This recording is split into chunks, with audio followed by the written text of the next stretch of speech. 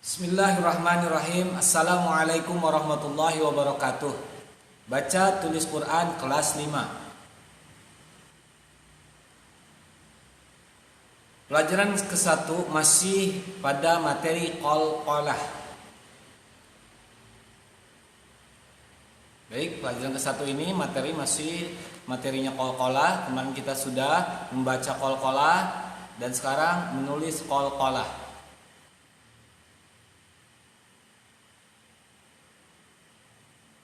Baik anak-anak, pertemuan kedua kali ini kita akan menulis qalqalah. Nah, menulis qalqalah ini nanti Bapak akan mencontohkan satu surat yang ada memang huruf qalqalahnya dan contoh qalqalah di surat tersebut. Nah, nanti kita lihat surah apakah yang akan kita tulis nanti di materi kali ini. Baik, menulis qalqalah. Bacalah basmalah untuk mengawali pelajaran atau pembelajaran kali ini. Nah, kita baca basmalah terlebih dahulu. Bismillahirrahmanirrahim. Dengan membaca basmalah dan berdoa, jangan lupa kita seperti biasa kita akan berdoa sebelum masuk ke pembelajaran agar ilmu yang kita pelajari dan ilmu yang kita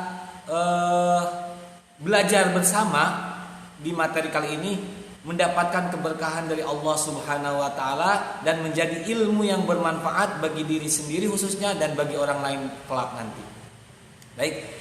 Bismillahirrahmanirrahim. Rabbi zidni ilman warzuqni fahman. Amin ya Allah ya rabbal alamin. Nah, perhatikan dalam membaca qalqalah hendaknya diperhatikan jenis qalqalahnya. Sebagaimana pembahasan sebelumnya bahwa ada qalqalah sugro dan ada qalqalah kubro.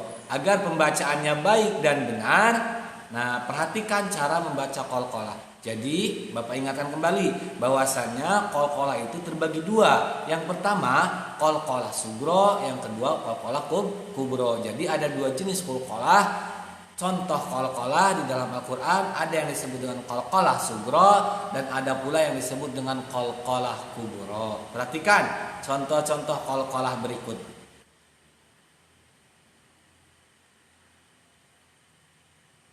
Nah, jumlah huruf qalqalah. Nah, Bapak ingatkan kembali sebelum kita melihat contoh dari huruf qalqalah yang ada di dalam ayat ataupun kalimah di dalam Al-Quran, maka Bapak ingatkan kembali bahwasanya jumlah huruf qalqalah itu ada 5, yaitu ba, jim, dal, to, qaf. Nah, ba, jim, dal, to, qaf yang biasa dikumpulkan dalam satu kalimat yaitu qutbu jaddin.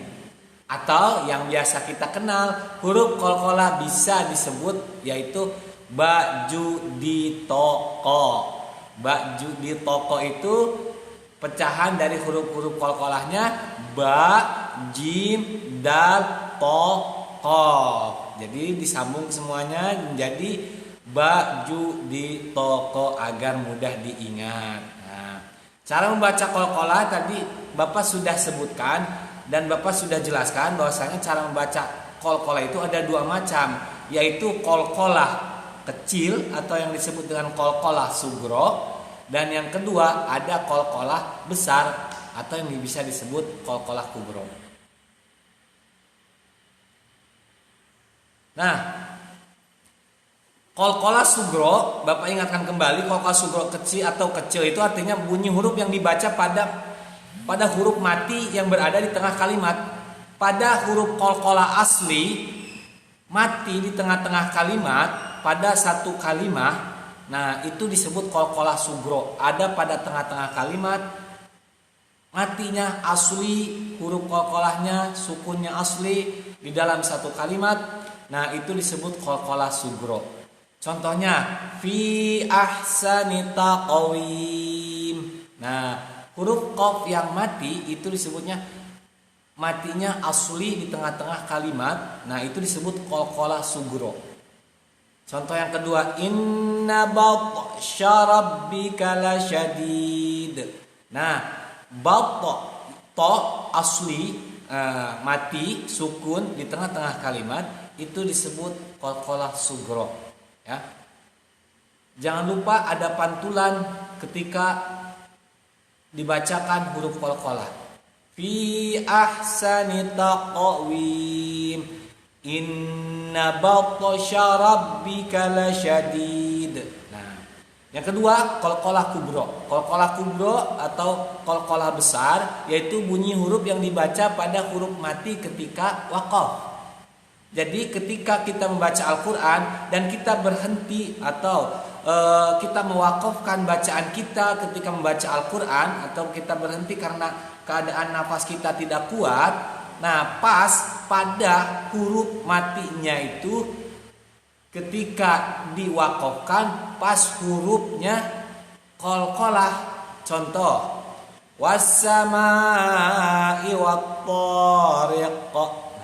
Berhenti di akhir kalimat, huruf qalqalah di akhir kalimat, huruf yang dibaca pada huruf mati ketika waqaf itu disebut qalqalah kubro.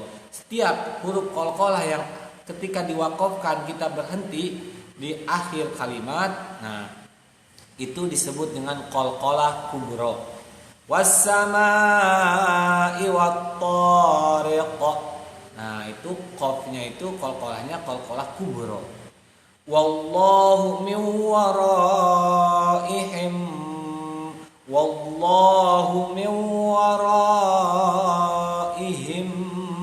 muhit.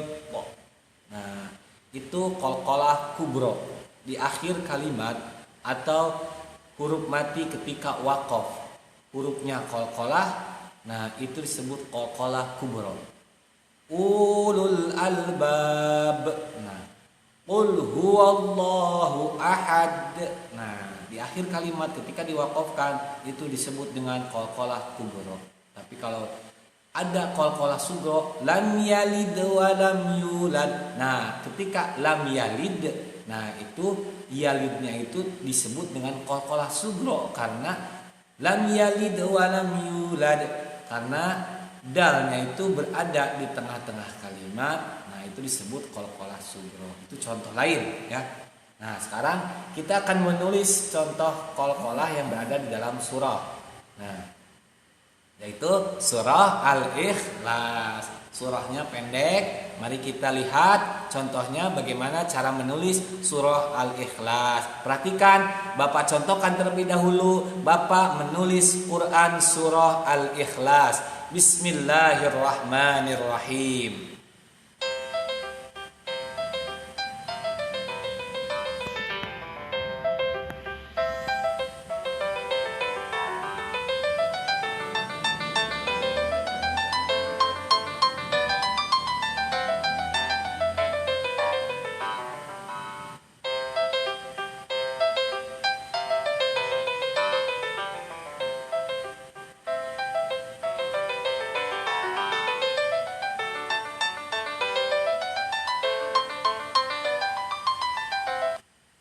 Nah, itu contoh Bapak menulis Quran surah Al-Ikhlas. Dan ini, nah ini hasilnya.